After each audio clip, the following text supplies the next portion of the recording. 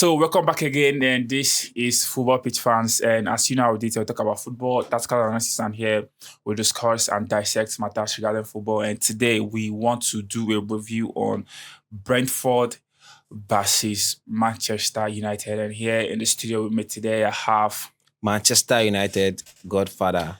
How you one feeling? For all for one. How you feeling? I'm feeling much energized and ready to just go dive into this game, bro. I'm just ready.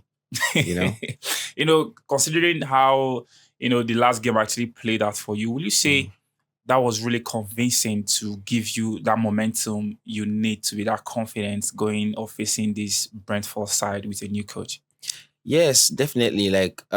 Me winning Chelsea is kind of a boost to my confidence, and I believe my players will try to make a momentum out of this game against Brentford. You understand? To build a momentum to show Premier League that yes, this is what Manchester United and Ruben Amorim is meant for. So I think going into this game is a very dicey game because Manchester United has over the years has not have we've not had luck whenever we go to Brentford's home. So I think it's going to be very, very, very dicey, considering the fact that it's an early kickoff as well. So all the odds are against us right now. But Manchester United, right, is going to build a momentum using Brentford as a start. You understand? I'm not forgetting the fact that Casemiro has a red card. This is Let me cut you short there. Hold on. Calm down. Don't rush. You are rushing. All right. So considering how everything is going right now, we are going to dive into this video. We are going to talk about the stats, the manager tactics, the breakdown, the tactical analysis, and also how the fans are really feeling and what is going to be the key battle going into this game. And don't forget that after this, we are going to drop our predictions to this game, which is enough reason for you to stick around to the end of this video to really find out what our predictions to these games are. All right. So talking about stats actually favors Manchester United because in 5 meetings with Brentford, Manchester United have actually seen the better side of Brentford, winning 3, drawing 2, and Brentford actually has just 1 win in those encounters. And also considering the fact, last weekend they saw the better side of Chelsea, which is actually a morale boosting for Manchester United to really go into this game and salvage result. But it is what it is. Let's start from how the fans are really feeling going into this game. So tell me, continue from where you stopped, I would say. Well, like I said, this game is actually going to help us build the momentum going into the next games in Premier League. I'm not forgetting the fact that Casemiro has a red card and is currently suspended. But this is a platform, this is an open space for Ruben Amorim to actually let Kobe Menu show us exactly what he is meant for. I'm not going to see Ugarte. I don't want to see Ugarte, guy. I don't want to see Ugarte, please. I don't want to see Ugarte. I need to see Menu.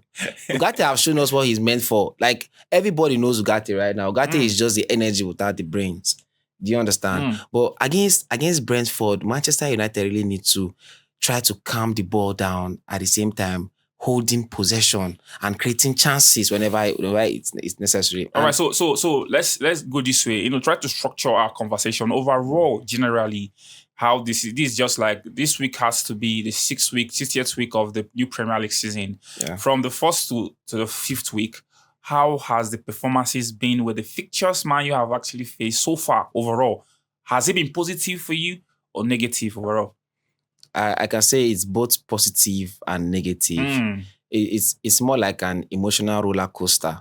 1 minute you're happy, the other minute you're sad and angry and want to kick Ruben Amorim out of the club and all of that. It's really, really like it's been a very tough start. But funny enough, Man U have had the highest, let's say the hardest fixture in these 5 openings. And yet trying to stay afloat in 11 positions right now. Don't you think Amorim really deserve, Napoli? Because the new manager, let's be fair with him, he's had the highest hard fixture in these 5 openings. Sometimes, right, the stats don't do justice to what actually happened. We all watched the game. We've seen our performances. We've seen how Ruben Amorim's idea is being played inside the pitch. You understand? So if you want to check out the stats, it's not going to do justice to what exactly and what really, really happened. Do you understand? Manchester United players are still struggling to visualize Amorim's idea. Do you understand? To put it into practice. Yeah. So that's why I said it's more of a negative and a positive as well. it's a combination of both feelings. Do you understand?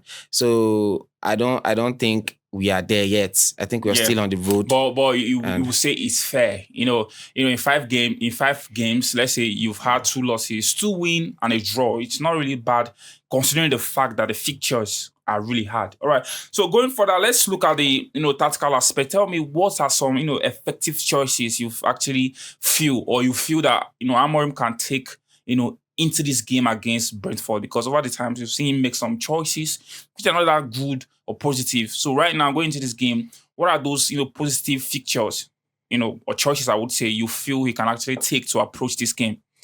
Okay, I feel like the transition game is actually very, very good, and we actually need that transition going into this Brentford game. But you cannot be playing a transition game and still playing Ugarte. Do you understand? I feel Ugarte is a very, very wrong choice. Ugarte can only be used or be needed when we need to mark. Do you understand? Where we need to give that extra energy to mark our opponents. Do you understand? But when you want to play a transition game, you need players that are smart upstairs, like Kobe Menu. Do you understand? Kobe Menu and Bruno Fernandes pairing, now that Casemiro is out of the game. Bruno Fernandes and Kobe Menu pairing in that midfield can actually give us that transition that you're looking for, unless your tactics is not transition. Because what I watched in the preseason game, the only tactics I saw there is your transition game. Do you understand? Where Bruno Fernandes will give it to Buemo. Buemo will just give it to Ahmad and all of that, the transition game. We stopped seeing it because of the wrong choices that Amorim keeps making. We've stopped seeing that transition game. Do you understand? So going into this game, I need to see that transition game. And you cannot have that transition game with Ugarte pairing with Bruno Fernandes. It doesn't work. It doesn't work. It doesn't work, bro. Do you need a radio station to actually tell you that this doesn't work?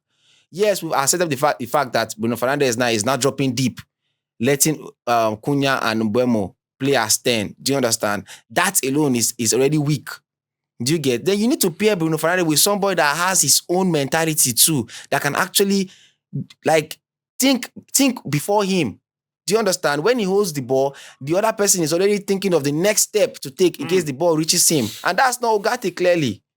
Do you understand? So please, Ugarte should at least come from the bench, letting Kobe Menu pair up with Bruno Fernandes, and we'll see how that will get us. Let's actually, you've actually talked at length, and it's nice. Making those choices and trying to change things up will really help him, in this game, I would say. Now, looking at it, let's talk about the compactness of this Brentford side. All right, you see, actually they've got new coach, Kent Andrew.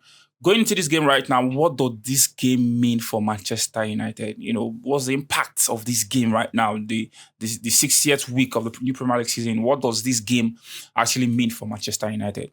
I think this game is actually a boost of confidence. Like, it's going to affect us either way. If we lose or whether we win. If we win, it's a boost of confidence. Yes, we can actually take on momentum is back. Any team right now. But if we lose, we're going back to when Arsenal beat us. So this game is very pivotal. This game is the most important game right now for Manchester United, and we need this game. Where do you think the key battle is going to be in this game right now? Obviously, it's going to be in the midfield. Are you sure? Yes, it's going to be in the midfield because that midfield is still shaky. My midfield is still shaky. So don't worry, let's not dive into it because we've actually eaten most of our time. Tell me, as this tradition actually states here, how to do it.